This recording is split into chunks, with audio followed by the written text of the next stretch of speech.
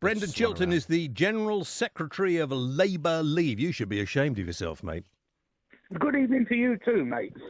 No, I don't think I should be ashamed of myself. I think this is what the country voted for, and Parliament and the government are getting on with it. No, the country didn't vote for this. Some people in the country voted for it. By no means all the country. A majority of those who took part in the referendum voted to leave. It was one, and the people... small majority. Listen, that is such a silly argument, because if don't call me silly or I'll cut you off. Don't call me silly or I'll cut you off and that'll be it. Because quite frankly, I'm getting fed up with democracy. I am getting fed up with democracy because you messed it all up. You and the vote leavers, you couldn't tell the truth if your flipping lives depended on it, could you?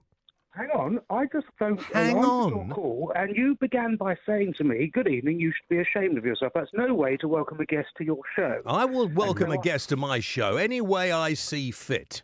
Well, if you don't like it, you don't have to stay. And furthermore, if you don't like it, you can get your own show. Well, hang on a minute. I think you've invited me on your show this evening to ask questions. It's not very professional to welcome a guest by saying, "Good evening." Are you questioning my professionalism? I am. And I think most of your listeners who are Brendan, goodbye. Thank you very much indeed. Don't need to talk to you anymore. That was Brendan Chilton, former, that's very important, former General Secretary of Labour Leave. Give me a couple, maybe three, of the rules and regulations that British businesses will not have to abide by once we've left the European Union. OK, we can start with the big ones to begin with. The Common Fisheries Policy. This faces enormous problems. It's not going to change at all, mate. It really isn't going to change. Well, the point is... It's not going to change. There aren't going to be more fishermen. I can assure you of that. The point is, while we're in the European Union, we can't change it because we signed up to that common policy as a member of the European Union. Once we leave the European Union next year, subject to the government ensuring we're outside of the common fisheries policy, the British government will be able to determine its own fisheries policy. But after we leave the European Union, Frenchmen and Germans and Dutchmen and Danes are still going to want to buy British fish. The fact that we're out of a political union does not mean they're not going to all of a sudden decide they don't want our produce. Would you stop agreeing with him? No, it's right. I mean, what he says is right. No, it's not right, because they're going to put tariffs on if we don't come to an agreement. We're not in currently a political union with New Zealand. Do you still eat New Zealand lamb? Or do you no, I don't buy anything from the flipping colonies. I don't want stuff coming from halfway round the world. I'm going to start a campaign to get rid of the Commonwealth because I don't want the Commonwealth. It doesn't do us any favours or any good. And some of the human rights of some of the Commonwealth countries are despicable. Well, I think the Commonwealth does do an enormous amount of good for us. And prior of course you would, because you're one of those people who'd like to bring back the British Empire. That's what you'd like to see. You'd have us all in chains all over the place that didn't agree with you, wouldn't you? This is one of the most absurd interviews I've ever engaged with. Of course I would not like to see that. I'm not going to sit here and have someone accuse me of adopting a racist position, which is what you've just done. A lot of Brexiteers would. Apologise for that. I apologise wholeheartedly if you don't want to go back to the British Empire. I would have thought you were a candidate for it. I apologise profusely. Hang on a minute. You are saying that people that voted leave want to go back to having empire. This is the level they sink to, the Remainers, isn't it? And of course, a lot of people voted to leave the European Union completely wrongly, thinking it would mean an end of people coming here from all over the world. And that's why we saw a rise in hate crime just after the referendum. Well, you've got to bear in mind, if you go particularly amongst black, Asian and ethnic minority communities, particularly in London and in the cities in the Midlands and the North, a majority of black, Asian, minority ethnic voters supported leave, and I'll tell you why.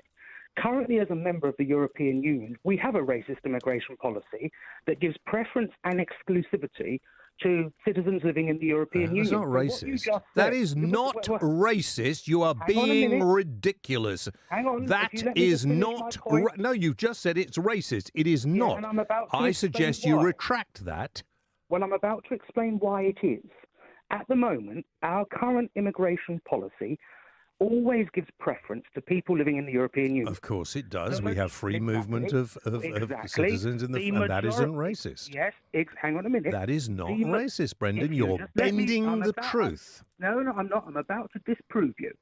The majority of the population living in the European Union are ethnically white Caucasian. Now, if you look at What has that got to do with it? You can't help the colour of your skin. Don't be ridiculous. I see where he's coming from, yeah. Hang on a minute. What I'm saying is this. We do not have free movement for people living in India, who are obviously of a different skin colour. We do not have free movement to people in Africa and Asia. I'm sorry, it's not racist to say I don't actually want free movement of everybody on the planet. And quite frankly, why do you listen. Only want it for Europe? I'm not bothered, actually. We have a relation. You said you do. Oh, for goodness sake, shut up and listen, and then you'll learn. The whole system of Europe, which means we in Europe can move from one country to another, is great. It could not go. Listen, eventually I want to see the New World Order come into place. I want to see one world government. I don't want any arguments or any wars. I want to see peace reign. I don't see what this great idea, we're going to do huge trading with India. Why do we want to trade with India? They're a long way away. I'd much prefer to trade with Europe, our nearest neighbours. It's a big market, though, isn't it? You don't want it's not. Japanese cars. And I don't want to see also... Australian produce, New Zealand lamb. I don't want Australian or New Zealand lamb. There is enough sheep. You don't want any of that. I am not really that fussed. I don't think America's going to do us any good. So That's marvellous. You believe in isolationism. You believe in European isolationism.